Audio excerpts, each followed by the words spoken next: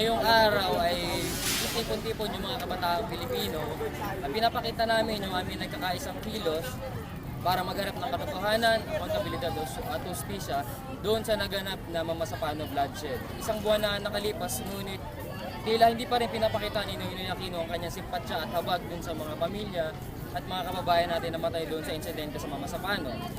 Pagkos ay nitong nakaraan, pinakita niya pa kung gaano niya binalasubas yung mga pamilya ng mga namatay na SAC 44. Binanggit niya rito na patas-patas na tayo dahil ako rin naman ay namatayan na. Sa tingin namin, hindi tamang sagot yun para sa mga namatayan na. Lalo't lalong ikaw yung titingnan nilang utak ng operasyon ng mamasapano at pagkamatay ng mga kababayan nating mga SAC. Maganda humarap siya doon sa Kongreso at sa Senado at ipaliwanag niya yung kanyang sarili. Bakit nagkaganoon ang nangyari sa mamasapano? Ang tango niya lang po dapat gawin ay aminin yung kanyang kasalanan, magbitiw po siya sa kanyang pwesto.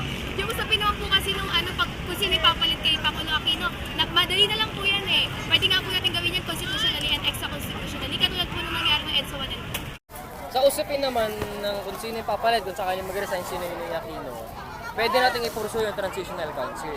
Ngayon, sa argumento na sinasabi nila, ito ay pinagmumulan lamang ng mga maliliit na grupo, yung mga taong hindi nakaupo, ay hindi totoo yun.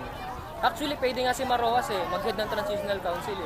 Total, binabypass naman siya ni Noynoy Aquino at talagang sinasatabi siya ni Noynoy Aquino. Ngayon, kung siya mismo, si Marrojas, ay gusto niya ring malaman yung katotohanan, pwede siya mag-stand. No? Panagutin niya yung sino man yung duguan yung kamay, sino man yung may sali kung sa nangyaring insidente sa mamasapano. At pwede siya mag-head ng sinasabi nating Transitional Council. Kahit sino pwedeng mamuno, basta sisiguraduhin na pananagutin yung may sala doon sa nangyaring insidente sa mamasapano.